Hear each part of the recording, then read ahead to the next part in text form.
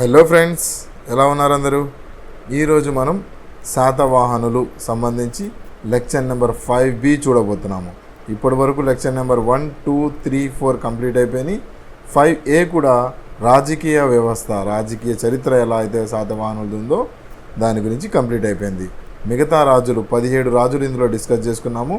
మిగతా 13 రాజులు ఏదైతే మొత్తం టోటల్గా 30 రాజుల్లో మనం చూడబోతున్నామో అందులో 13 రాజులు ఇవాళ ఈ వీడియోలో కంప్లీట్ చేసుకుందాము. ఎలా? With images, with tricks, with tips మనం చూడబోతున్నాము. మీరు ఏపీ హిస్టరీని మర్చిపోవాలన్నా మర్చిపోలేరు. విత్ వీడియోస్, విత్ ఇమేజెస్, ట్రిక్స్తో పాటు కోడింగ్ లాంగ్వేజ్తో నేను నేర్పిపోతున్నాను. యూట్యూబ్లో ప్రస్తుతం ఇప్పటి వరకు ఎక్కడా మీరు ఇలాంటి వీడియోస్ చూసుండరు. So let's start our video. ఈరోజు వీడియో మనం మన పవర్ స్టార్ పవన్ కళ్యాణ్ గారితో మొదలు పెట్టబోతున్నాము. పవర్ స్టార్ పవన్ కళ్యాణ్ గారు మీ అందరికీ తెలిసిందే, ప్రస్తుతం పిఠాపురం ఎమ్మెల్యే గారు. పిఠాపురం ఎమ్మెల్యే గారు తాలూకా, అవునా కదా? పిఠాపురం ఎమ్మెల్యే గారు ఏం పట్టుకున్నారు? చేతిలో కొడవలు పట్టుకున్నారు. ఓకే, సో సార్ని ఎలా యూజ్ చేసుకోబోతున్నాం మన ట్రిక్లో అంటే చూడండి ఫ్రెండ్స్. చండశ్రీ అని చెప్పి ఒక రాజు ఉండేవాడు. అతను గురించి తెలుపు కొడవలి శిలాశాసనం అంటాము. అది ఎక్కడ ఉంది అని చెప్పి క్వశ్చన్, ఎక్కడ లభ్యమైంది? అయితే దాని ఆన్సర్ ఏంటి? పిఠాపురం. మనం ఆల్రెడీ నేను చెప్పాను కదా, పిఠాపురం ఎమ్మెల్యే గారు ఏం పట్టుకున్నారు? కొడవలి పట్టుకున్నారు. కొడాలి శాసనం అంటాం దీన్ని. ఓకే, కొడలి శాసనం అంటాము. ఓకే, ఇలా మనం ట్రిక్స్తో టిప్స్తో నేర్చుకోబోతున్నాము. ఆల్రెడీ నేను చెప్పాను కదా, 4 లెక్చర్స్ ఇలా ఉంటుంది సిలబస్ మనం చేసింది. ఎవరైనా వీడియోస్ సిలబస్ వైజ్ చూడాలనుకుంటే లెక్చర్ నెంబర్ 1, 2, 3, 4లో ఏమున్నాయో ఇక్కడ మీరు చూసుకోవచ్చు. 5th వీడియోలో 2 పార్ట్స్ ఉన్నాయి, 5A, 5B. ఓకే ఫ్రెండ్స్, నేను మంచి material with images, with tricks నేను మీకు తయారు చేసి ఇస్తున్నాను. అయితే మీరు రిటర్న్లో నాకు ఇలాంటి మీరు ఎంతో వేలు పెట్టి కోర్సెస్ తీసుకున్నా ఇలాంటి మెటీరియల్ కానీ, ఇలాంటి ట్రిక్స్ కానీ, టిప్స్ కానీ దొరకవు. నేను మీకు ఫ్రీగా అందిస్తున్నాను. రిటర్న్లో మీరు నాకు ఏదో సహాయం చేయాలా లేదా? లైక్ చేయండి అండ్ కామెంట్ చేయండి. ఓకే, మీకోసం ఈ మెటీరియల్ని నేను PDF రూపంలో కూడా తయారు చేసి నేను టెలిగ్రామ్ ఛానల్లో షేర్ చేస్తున్నాను. డిస్క్రిప్షన్లో లింక్ ఉంది, జాయిన్ అయ్యి PDFని ప్రింట్ తీసుకోండి. ఓకే, ఇవాళ వీడియో స్టార్ట్ చేద్దాము. ఆల్రెడీ నేను చెప్పాను కదా, 30 మంది రాజులు. దేని ప్రకారం? మత్స్య పురాణం ప్రకారం 30 మంది రాజులు. ఇందులో మనం 17 మంది రాజుల్ని కవర్ చేసాము. ఎందుకు కవర్ చేసాము 17 వరకు మాత్రమే? ఎందుకంటే వీళ్ళందరూ ఒకళ్ళకొకళ్ళు బ్లడ్ రిలేషన్ ఉంది. ఈ 17 మంది బ్లడ్ రిలేటివ్స్, ఈధర్ కొడుకు కానీ లేదంటే తమ్ముడు కానీ, ఇలా ఏదో ఒక రిలేషన్ ఉంది. 18వ రాజు దగ్గర నుంచి రిలేషన్ బ్రేక్ అయింది కాబట్టి మనం 17 వరకు చూసుకున్నాము. ఇవాళ 18 నుంచి 30 వరకు కంప్లీట్ చేసుకుందాము. ఈ లిస్ట్ కావాలంటే మీరు స్క్రీన్షాట్ తీసుకోవచ్చు. ఓకే, లైక్ చేస్తూ వీడియో స్టార్ట్ చేసుకుందాం. ఫస్ట్ గౌతమిపుత్ర శాతకర్ణి. ఇతను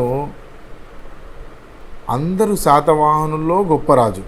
అందరూ శాతవాహనుల్లో అంటే ఆల్రెడీ చెప్పాను కదా, 1 నుంచి 23 వరకు తొలి శాతవాహనులు అంటాము. 24 నుంచి 30 వరకు మలి శాతవాహనులు అంటాము. దేని పరంగా?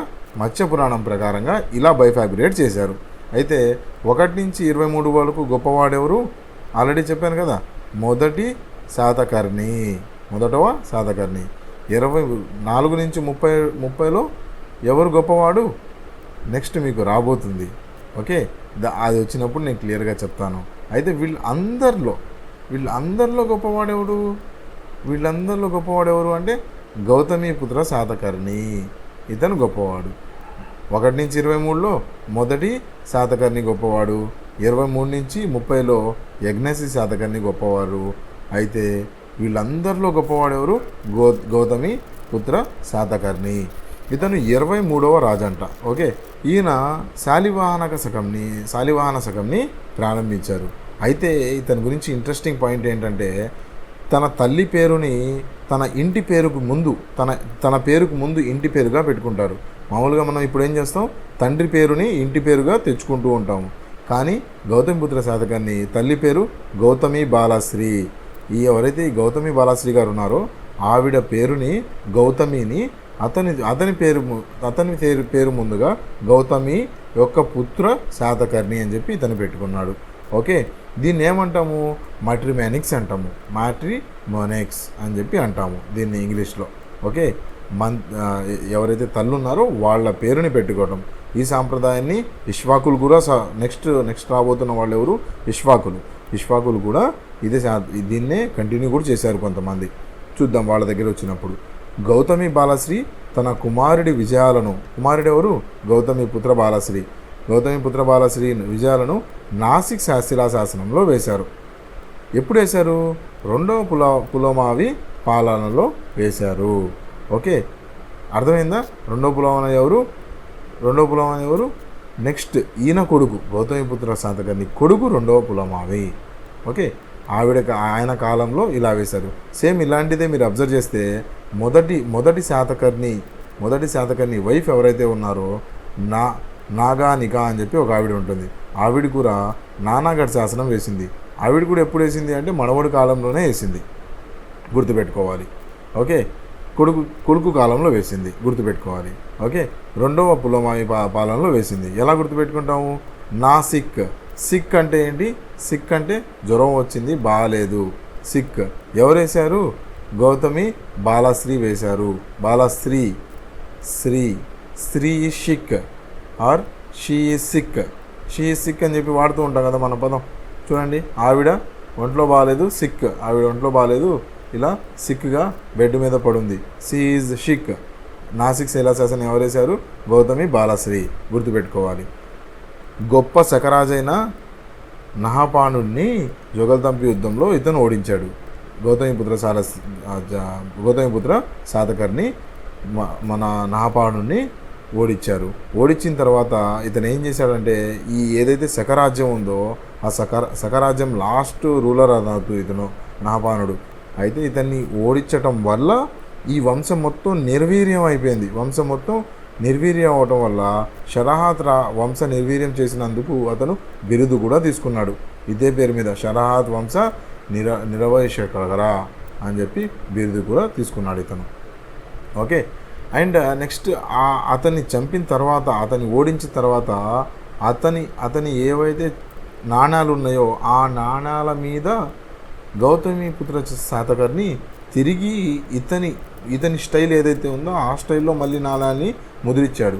ఆల్రెడీ నాణాలు ఉంటే ఆ నాణాలను ఏం చేశాడు? మొత్తాన్ని ఇలా మొత్తం తీసేసి ఏం చేశాడు? ఇతని ఏదైతే వే ఆఫ్ స్టైల్ ఉందో ఇతను వే ఆఫ్ స్టైలు ఇలా బెజ్జం పెట్టి నాణాలు వేయటము, చిల్లి పెట్టి నాణాలు వేయటము, ఇలాంటి స్టైల్స్ ఉన్నాయి ఇతనివి. ఆల్రెడీ నాణాల్లో మనం డిస్కస్ చేసాము గౌతమిపుత్ర శాతకర్ణి స్టైల్స్ ఎలాంటివి అని లెక్చర్ నెంబర్ 1లో డిస్కస్ చేసాము. అవును, ఎవరైనా చూడకపోతే వెళ్ళి చూడండి. అయితే ఇతను ఏం చేశాడు? ఇతని స్టైల్లో నాణాలని వేసుకున్నాడు. అతన్ని చంపేశాడు, శకరాజుని చంపేసిన తర్వాత అతని నాణాలు మొత్తాన్ని మళ్ళీ పిలిపించి ఇతను సపరేట్గా స్టైల్ డిజైన్ చేసి ఇతను వేసుకున్నాడు. ఇతన్ని రజోరన్ అనే బిరుదు కూడా ఇచ్చారన్నమాట. దీని తర్వాత ఇతను ఏం చేశారంటే వైదిక సాంప్రదాయాన్ని పాటిస్తూ బౌద్ధ మతాన్ని కూడా ఆదరించాడు. ఓకే, ఇంకోటి బౌద్ధ భిక్షుకులకు ఏం చేశారంటే 100 నివర్తనలను భూమిని దానం చేశాడు. 100 నివర్తనలు అంటే 150 ఎకరాలు. ఒక నివర్తన అంటే 1.5 ఏకర్, 150 ఎకరాసు భూమిని బౌద్ధుల కోసం దానం చేసిన వ్యక్తి ఇతను. వీళ్ళందరూ బౌద్ధుల కోసం చాలా చేశారు. బౌద్ధుల కోసం దాన ధర్మాలు, ఈ శాతవాహనులు బౌద్ధుల కోసం చాలా చేశారు. ఓకే, బౌద్ధ శాఖ అయిన భద్రనీయ అనే శాఖకు నాసిక్లోని గుహలను ఇచ్చాడు ఇతను. భద్రనీయ అని చెప్పి ఒక శాఖ ఉంది. బౌద్ధ మతంలో 3-4 శాఖలు ఉన్నాయి. ఆ శాఖల్లో ఒక భద్రనీయ శాఖ అని చెప్పి ఒక శాఖ ఉంది. ఆ శాఖకి గుహలను ఇచ్చాడు ఇతను. ఓకే, శాతవాహన రాజులు తన పేరు మీద మొదటి శాసనం వేసిన రాజు ఇతనే. అతని పేరు మీదే వేయించుకున్నాడు.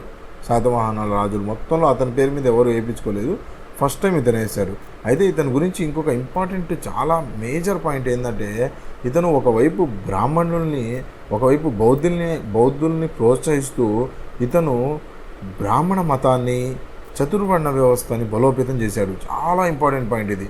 చతుర్వర్ణ వ్యవస్థ ఫస్ట్ టైం ఇతనే, Gautamiputra Satakarni first time start చేశాడు. ఓకే, తల్లిని ఎలా అయితే, తల్లి పేరుని ఎలా అయితే తీసుకొని వచ్చాడో అలానే చతుర్వర్ణ వ్యవస్థను కూడా బలోపేతం చేశాడు. చతుర్వర్ణ వ్యవస్థ అంటే తెలుసు కదా, ఎలా అయితే బ్రహ్మ తల నుంచి బ్రాహ్మణులు, భుజం నుంచి క్షత్రియులు, కాళ్ళ నుంచి శూద్రులు, ఇలా ఏదైతే నాలుగు రకాల వర్ణాలు ఉన్నాయో ఆ వర్ణాలని ఇతను బలోపేతం చేశాడు.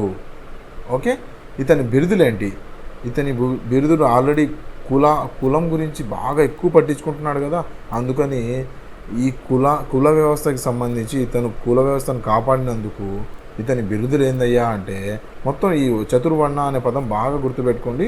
చతుర్వర్ణ, ఇప్పుడు గౌతమిపుత్ర శాతకర్ణికి మీరు కీవర్డ్ ఏం పెట్టుకోవచ్చు అంటే గౌతమి, గౌ అంటే కౌ అని, గోవు, కౌ ఇలా గుర్తుపెట్టుకోండి. ఈ కౌ అంటే ఏంటి? బ్రాహ్మణులు చాలా అపురూపంగా కౌస్ని జాగ్రత్తగా చూసుకుంటారు, మనం కూడా చూసుకుంటాము. అయితే కౌస్ని బ్రాహ్మణులు బాగా చూసుకుంటారు. ఈ చతుర్వర్ణం బలోపేతం అయిందంటే ఏంటి? బ్రాహ్మణులు బలోపేతమైనట్టే. ఎందుకంటే ఫస్ట్ స్టేజ్లో బ్రాహ్మణులే కదా ఉంది, నెక్స్ట్ స్టేజ్లో క్షత్రియులు ఉన్నారు. సో చతుర్వర్ణ వ్యవస్థను బలోపేతం చేశారంటే బ్రాహ్మణులను కూడా బలోపేతం చేసినట్టే, మర్చిపోకండి. ఓకే, అయితే ఇతను గౌతమిపుత్ర శాతకర్ణిని ఇలా కౌ అంటే చతుర్వర్ణ వ్యవస్థ అన్నట్టు గుర్తుపెట్టుకోవాలి మీరు జాగ్రత్తగా. ఓకే, నెక్స్ట్ ఇతనికి వచ్చిన బిరుదులు ఏవైతే ఉన్నాయో, కుల వ్యవస్థను కాపాడినందుకు బిరుదులు ఏమైతే ఉన్నాయో, ద్విజవర కుటుంబ వివర్ధన అని చెప్పి ఒక బిరుదు ఉంది. వర్తిత చతుర్వర్ణ కీవర్డ్ ఆల్రెడీ వచ్చేసింది. శంకర గుర్తుపెట్టుకోవాలి. ఏక బ్రాహ్మణ అంటే ఇతను బ్రాహ్మణుల్ని ఎంత ఇదిగా చూసుకుని అతని బిరుదే వచ్చేసింది ఏక బ్రాహ్మణ అని చెప్పి. ప్యూర్ బ్రాహ్మణ అన్నట్టు ఏక బ్రాహ్మణ, నాసిక్ శిలాశాసనంలో ఉంది అది. దాని తర్వాత వర్ణ సాంకర్య నిరోధన అని చెప్పి క్షత్రియ దుర్పమాన మర్దన, క్షత్రియుల్ని అణగదొక్కాడు, బ్రాహ్మణుల్ని పైకి లేపాడు అన్నట్టు క్షత్రియ దుర్పమన. ఓకే, ఇలా మనకి అతని బిరుదుల్లోనే అతను చేసిన పని గురించి క్లియర్గా మెన్షన్ చేస్తుంది. మనం ఎక్కువ కీవర్డ్స్ కూడా పెట్టుకోవాల్సి ఉండేది దీనికి. తాను సాధించిన విధానాన్ని గుర్తుగా తను పొందిన బిరుదులు ఏంటి? మూడు సముద్రాలు ఏంటి? ఇటువైపు అరబిక్, ఇటువైపు బే ఆఫ్ బెంగాల్, ఇటువైపు ఇండియన్ ఓషన్. ఇండియాలో ఏదైతే ఈ ఎడ్జ్ ఉందో, సదరన్ ఎడ్జ్ మొత్తం ఇతను 3 సముద్రాల మధ్యలో ఏదైతే ఉన్నావో అది మొత్తాన్ని రూల్ చేశాడు. అందుకని త్రిసముద్ర తోయ పితామహ అని చెప్పి ఇతనికి బిరుదు. ఓకే, ఇతని గుర్రాలు 3 సముద్రాల నీటిని తాగించేవాడు.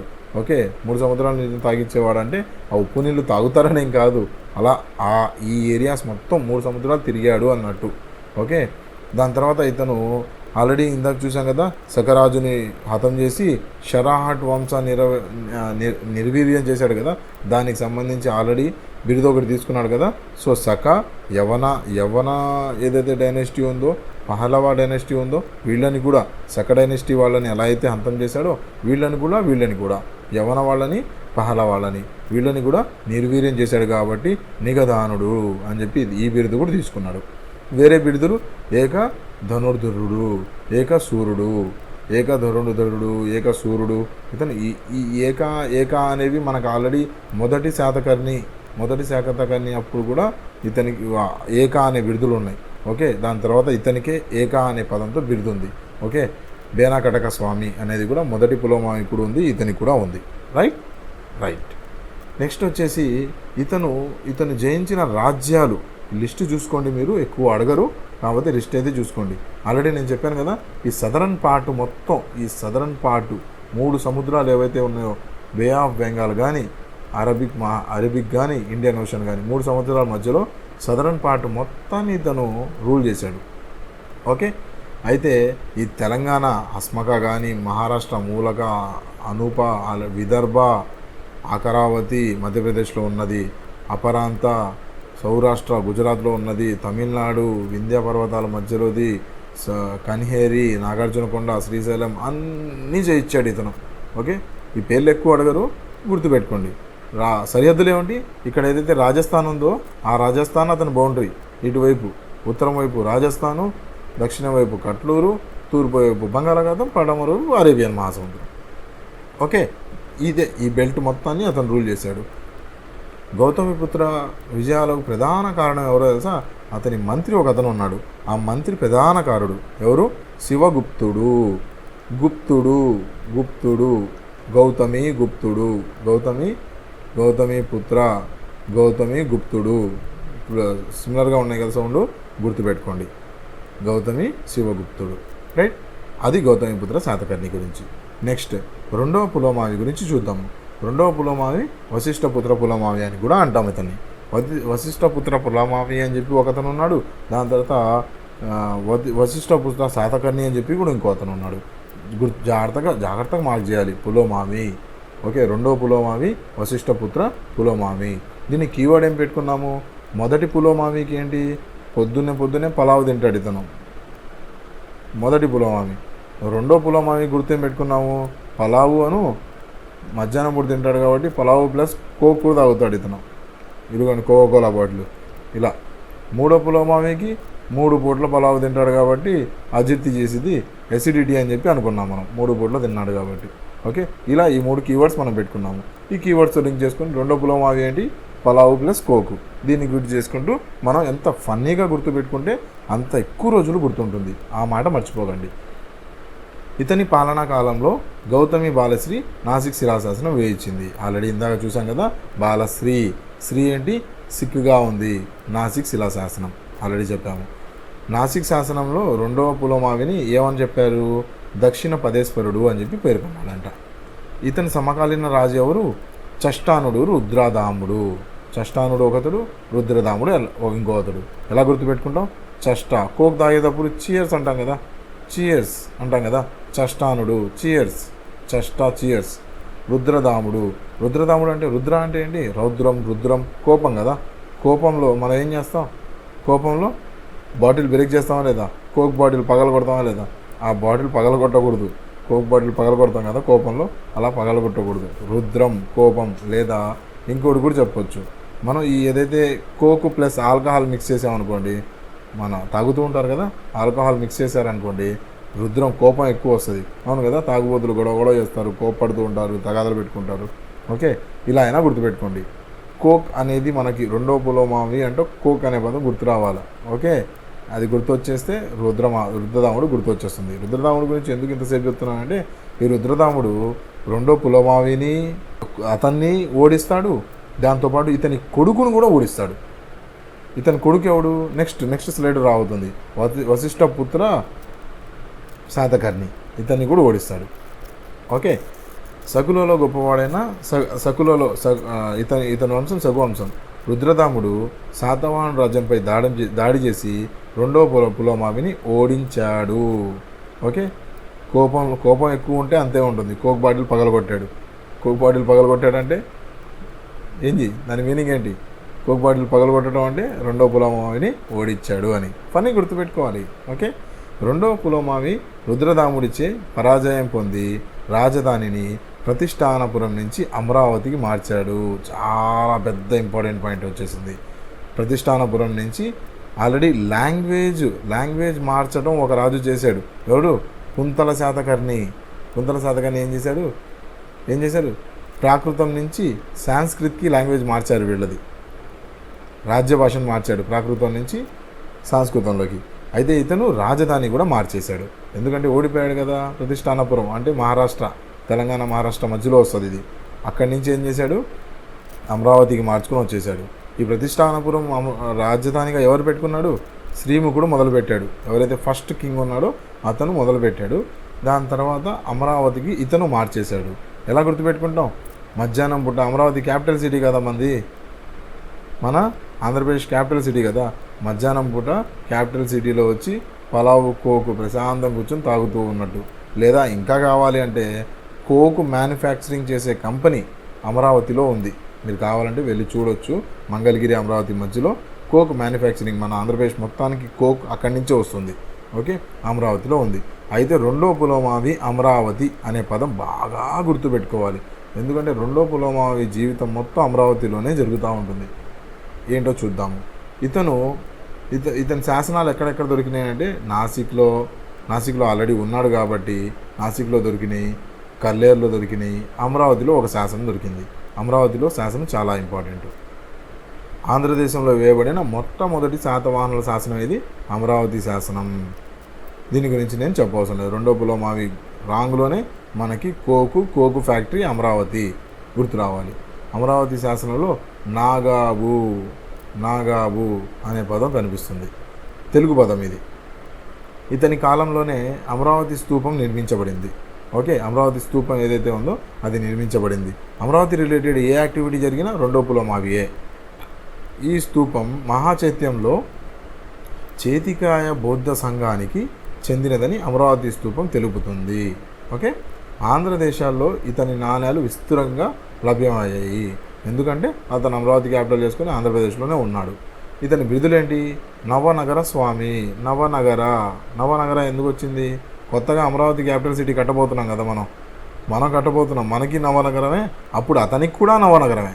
అతనికి క్యాపిటల్ సిటీ అదే, మనకు కూడా క్యాపిటల్ సిటీ ఇదే ఇప్పుడు కొత్తగా వచ్చింది.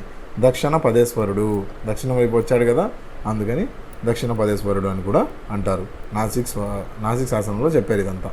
ఓకే, నెక్స్ట్ ఎవరు? వశిష్ఠపుత్ర శాతకర్ణి. ఇందాక చెప్పాను కదా వశిష్ఠపుత్ర శాతకర్ణి అని చెప్పి. ఇతను ఇందాక చెప్పాను కదా, రుద్రదాముడు ఎవరైతే ఉన్నాడో, రుద్రదాముడు ఏం చేశాడు? ఇందాక తండ్రిని ఓడించాడు, ఇక్కడ కొడుకుని కూడా 2 సార్లు ఓడించాడంట. 2 సార్లు ఓడించాడు. ఓకే, అయితే తండ్రితో పక్కన పెట్టేస్తే తండ్రితో సేమ్ సమయుజ్యుడు కాబట్టి యుద్ధం చేశాడు. ఇక్కడేంటి కొడుకు వయసు కాబట్టి ఇతను ఏం చేశాడంటే తన కుమార్తెనిచ్చి రుద్రదామికనిచ్చి వివాహం చేశాడు. వశిష్ఠపుత్ర శాతకర్ణికి రుద్రదాముడు ఏం చేశాడు? 2 సార్లు తండ్రిని ఓడించాడు, కొడుకుని ఓడించాడు. ఇప్పుడు కొడుకుకి కుమార్తెనిచ్చి, ఎవరి కొడుక్కి? వశిష్ఠపుత్ర పులోమావి కొడుకు ఎవరు? వశిష్ఠపుత్ర శాతకర్ణి. అయితే అతని కొడుకుకి ఈ శాతకర్ణికి రుద్రదామునిచ్చి పెళ్లి చేశాడు, గుర్తుపెట్టుకోవాలి. ఓకే, దీని గురించి రుద్రదాముడు ఏం చేశాడో తెలుసా? అతను జునాగఢ్ శాసనం వేశాడు. జునాగఢ్ ఆర్ గిన్నేర్ శాసనం అంటాము. గిన్నేర్ శాసనంలో సంస్కృతంలో ఫస్ట్ శాసనం ఇది. ఇందులో అతను పేర్కొన్నాడు జునాగఢ్, జున్ను. దీనికి వేరే పేరేంటి? గిన్నేర్. జునాగఢ్ అంటే ఏంటి? జున్ను అని గుర్తుపెట్టుకోవాలి జునాగఢ్ని. గిన్నేర్ అంటే గిన్నె. జున్ను గిన్నెలో వేసుకొని తింటామా లేదా? వేసుకొని తింటామా లేదా? అలా గుర్తుపెట్టుకోవాలి. దీనికి వేరే పేరేంటి? జునాగఢ్ శాసనానికి గిన్నెర్ శాసనము. ఓకే, నెక్స్ట్ ఏంటి? రుద్రదాముడు వేయించాడు, గుర్తుపెట్టుకోవాలా. జునాగఢ్ శాసనం రుద్రదాముడు వేయించాడు. ఓకే, నెక్స్ట్ ఎవరు? యజ్ఞశ్రీ శాతకర్ణి. ఓకే, ఇమేజ్ చూడండి. యజ్ఞం ఇలా ఊహించుకోండి. బీచ్ చివరిలో యజ్ఞం జరుగుతున్నట్టు ఊహించుకోండి. ఓకే, యజ్ఞం జరుగుతుంది. ఇది క్యాంప్ ఫైర్ లేండి, కానీ మీరు అలా ఊహించుకోండి. ఎందుకో నేను చెప్తాను. మలి శాతవాహనుల్లో గొప్పవాడు. మలి శాతవాహనులు ఎవరు? 1 నుంచి 23 తొలి శాతవాహనులు, 24 నుంచి 30 మలి శాతవాహనులు. ఇతను దేని ప్రకారం? మత్స్యపురాణం ప్రకారం, మర్చిపోకూడదు. మత్స్యపురాణం ప్రకారం 30 రాజులు 456 సంవత్సరాలు పాలించారు. శాతవాహనులు 30 మంది 456 ఏళ్ళు పాలించారు. 3, 4, 5, 6 మర్చిపోకూడదు. ఓకే, మరి శాతవాహనులు ఇతను గొప్పవాడు. 1 నుంచి 23లో గొప్పవాడు ఎవరు? మొదటి శాతకర్ణి. ఓకే, 23 నుంచి 30లో ఎవరు గొప్పవాడు? యజ్ఞశ్రీ శాతకర్ణి. ఓవరాల్గా ఎవరు గొప్పవాడు? గౌతమి పుత్ర శాతకర్ణి. అయితే దీనికి మీకు ఆల్రెడీ లింక్ చెప్పాను ఎలా గుర్తుపెట్టుకోవాలి అనేది. గౌతమి పుత్ర శాతకర్ణికి ఎవరున్నారు? అతనికి తోడుగా ఒక లేడీ ఉంది, గౌతమి ఉంది. గౌతమి పుత్ర శాతకర్ణికి ఒక లేడీ అండగా ఉంది. తన విజయానికి ఒక ఆడది అండగా ఉంది. గౌతమి పుత్ర శాతకర్ణి వాళ్ళ అమ్మగారు తోడుగా ఉన్నారు. అందుకని ఇతను గొప్పవాడయ్యారు. మొదటి శాతకర్ణికి కూడా ఒక లేడీ ఉంది. ఎవరు?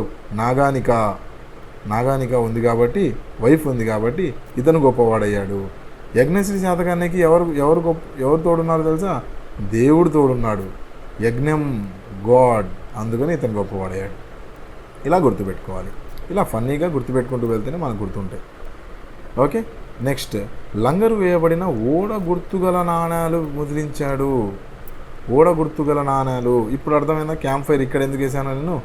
షిప్, ఓడ కనిపిస్తుందా ఇక్కడ? షిప్. ఓకే, ఇవన్నీ ఏఐ జనరేటెడ్ ఇమేజెస్ మీకోసము. నేను ఏఐతో మనకి ఏదైతే చాట్‌జీపీటీ కానీ ఏఐ కానీ ఉన్నాయో వాటిలో నుంచి అనుసంధానం చేసి ఇమేజెస్ అన్నీ మనకు కావాల్సినట్టుగా కమాండ్స్ ఇచ్చి జనరేట్ చేసిన ఇమేజెస్ మనకు గుర్తుండాలని చెప్పి. ఓకే, యజ్ఞశ్రీ శాతకర్ణి యజ్ఞం ఎక్కడ చేస్తూ ఉన్నారు? బీచ్. మనం మామూలుగా యజ్ఞాలు చేస్తూ ఉన్నాం కదా, పిండాలు అవి పెట్టాలంటే బీచ్ దగ్గర చేస్తూ ఉంటాం కదా, అలాగే యజ్ఞశ్రీ శాతకర్ణి యజ్ఞాలు బీచ్ దగ్గర చేస్తూ ఉన్నారు. అక్కడ ఓడ వెళ్తూ ఉండగా అతను చూసి ఇలాంటివే బాగుంటాయి కదా అని చెప్పి నాణ్యాల్లో కూడా అలాంటివే వేశాడంట. ఎగ్జాంపుల్ అంటూ ఈ స్టోరీ ఇది నిజం కాదు. ఓకే, నేను ఇలా గుర్తుపెట్టుకోవాలని చెబుతున్నాను. ఇతను సమకాలీన వాడెవరు? బౌద్ధ మతాచార్యుడు ఆచార్య నాగార్జునుడు. ద కింగ్ అక్కినేని నాగార్జున వచ్చేశారు. ఆచార్య నాగార్జున్ని మనం అక్కినేని నాగార్జున పేరుతో గుర్తుపెట్టుకుంటాం. ఈయన గురించి సపరేట్ వీడియోనే చేస్తాను. ఓకే, సో అందుకని ఎక్కువ డిస్కస్ చేయట్లేదు ఇక్కడ. యజ్ఞశ్రీ శాతకర్ణి ఆచార్య నాగార్జున ఒకే కాలం వాళ్ళు. యజ్ఞశ్రీ ఇంకో ఇంట్రెస్టింగ్ పాయింట్ చెప్పనా? యజ్ఞశ్రీ శాతకర్ణి ఆచార్య నాగార్జుని ఒక గురువులాగా జాగ్రత్తగా కాపాడుకుంటూ అతనికి కావాల్సిన గృహాలు కానీ ఆలయాలు కానీ అన్నీ ఇస్తూ వచ్చాడు.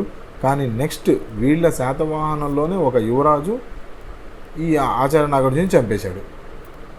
ఓకే, ఇతని కాలంలో పూర్వులు ఆచార్య నాగార్జున జాగ్రత్త చూసుకున్నారు, వీళ్ళ కొడుకే అతన్ని చంపేశాడు. ఓకే, మత్స్యపురాణం చెబుతుంది మనకి ఇది. చెబుతాను ఆచార్య నాగార్జున గురించి వచ్చినప్పుడు మనం క్లియర్గా మాట్లాడుకుందాం దానికి. ఓకే, యజ్ఞశ్రీ కాలం నాటి 2 శాసనాలు నవ్యాంధ్ర దేశంలో లభ్యమయ్యాయి. అవి ఏంటండి? చినగాంజం శాసనము. అమరావతి శాసనం ఎలాగో తెలిసింది, అమరావతి క్యాపిటల్ సిటీగా ఉంది కాబట్టి చినగంజం శాసనం కూడా లభ్యమైంది. నెక్స్ట్ ఎవరు? విజయశ్రీ కీవర్డ్ ఏం మాట్లాడుకుంటాం మనము? విజయశ్రీ కీవర్డ్ని విజయవాడతో మాట్లాడుకుంటాం. విజయవాడ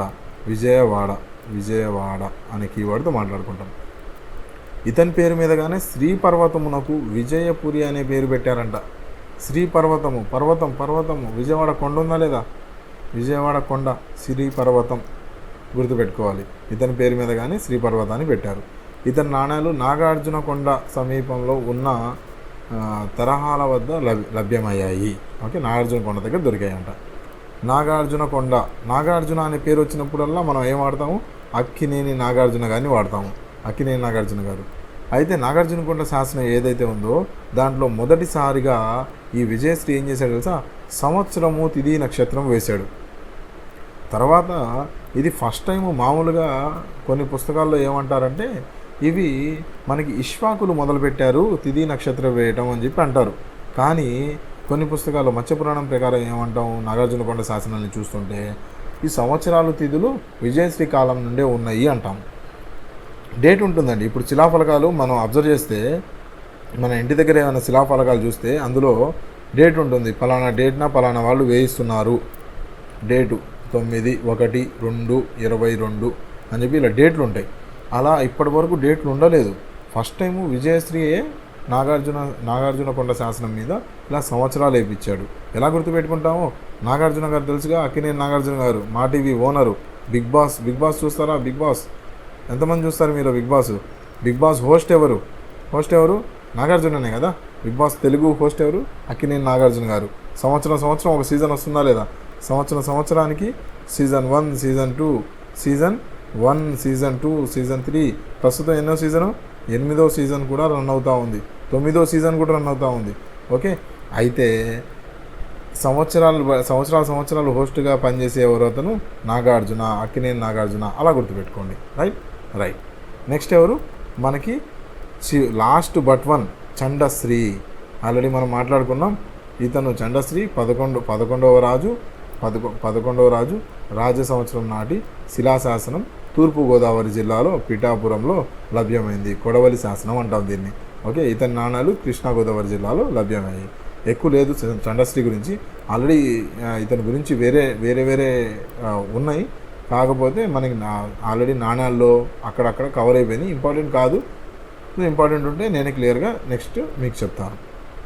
చివరి రాజు 3వ పులోమావి 3 పూటల పలావు తింటాడు. 3 పూటల పలావు తింటున్నాడు. 3 పూటల పులోమావి పలావు 3 పూటల పలావు తిన్నాడు. ఎసిడిటీ వచ్చింది. సో చివరి రాజు అయిపోయాడు. చివరి రాడు చనిపోయాడు. శాతవాహనుల వంశం అస్తమంచిపోయింది. ఇతను 30వ రాజు. ఓకే, ఇతన్ని మూడో పులమాని ఒక ఓడించి ఇతన్ని రాజ్యాన్ని నుంచి ప్రాలదోడాడు, అంటే పారిపోయాడు అన్నట్టు మూడో పులమాని. ఎవరు అంటే ఇష్వాకులు వచ్చేసారు. The Ishq lovers, Ishq love ఈ కీవర్డ్నే ఇష్వాగులతో మనం వాడుతూ ఉంటాము. ఇష్వాగులు వచ్చినప్పుడు మొదలు పెడతాం అది. అయితే ఇష్వాగులు నెక్స్ట్ రాబోతున్నారు కదా, వాళ్ళు ఏం చేశారంటే ఇందులో శ్రీశాంతమాలుడు అని చెప్పి ఒక అతను ఉండేవాడు. అతను మూడో పులోమావిని కొట్టి ఓడించి ప్రాళదోడాడు. ఓకే, ఈ మూడో పులోమావి ఏకైక శాసనం ఒకటి వేశాడండి. అదేంటది? మేకధోని శాసనం. Mutton biryani, goat mutton biryani తిన్నాడు 3 పూట్ల. మూడో పులోమావి ఓడిపోయాడు అని చెప్పి మెన్షన్ చేస్తూ ఉన్నాయి. Okay, so that's it for today friends. ఇప్పటి వరకు వీడియో చూశారు అంటే నా ఎక్స్ప్లెనేషను మొత్తం మీకు నచ్చిందని చెప్పి నేను భావిస్తున్నాను. దయచేసి లైక్, షేర్ అండ్ సబ్స్క్రైబ్ చేయండి. Thank you for today. Bye.